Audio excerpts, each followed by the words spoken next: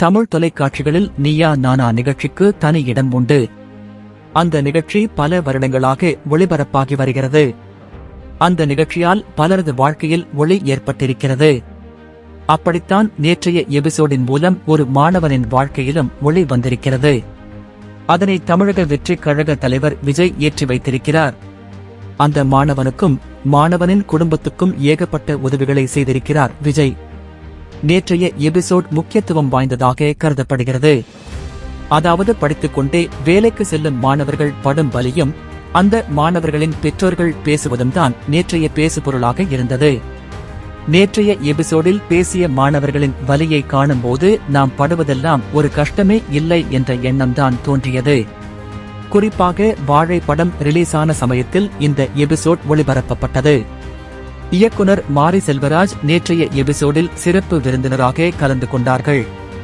மூட்டை தூக்கும் மாணவன், ஆட்டோ ஓட்டும் மாணவன், வாழைத்தார் சுமக்கும் மாணவன், பிரியாணி கடையில் வேலை பார்க்கும் மாணவி, ஹோட்டலில் சர்வர் வேலை பார்க்கும் மாணவி என பலதரப்பட்டவர்கள் கலந்து கொண்டு தாங்கள் படும் கஷ்டங்களை கலங்கியபடி சொல்லி பார்ப்பவர்களையும் கலங்க செய்தார்கள்.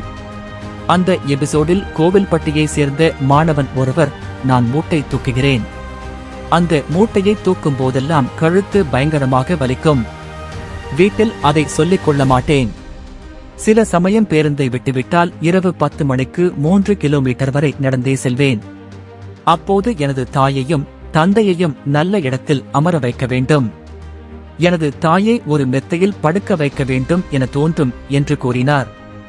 அவரது தாய்க்கு எலும்பு தேய்மானம் என்பது குறிப்பிடத்தக்கது. இதை கேட்ட கோபிநாத் அவரது தாயிடம் பையனை வேலைக்கு அனுப்பாமல் படிக்க வையுங்கள் என்று அறிவுரை சொல்லி மூட்டையை தூக்கி போட செய்தார். இந்நிலையில் அந்த மாணவனுக்கு நடிகரும் தமிழக வெற்றிக் கழக தலைவருமான விஜய் உதவிகளை செய்திருக்கிறார்.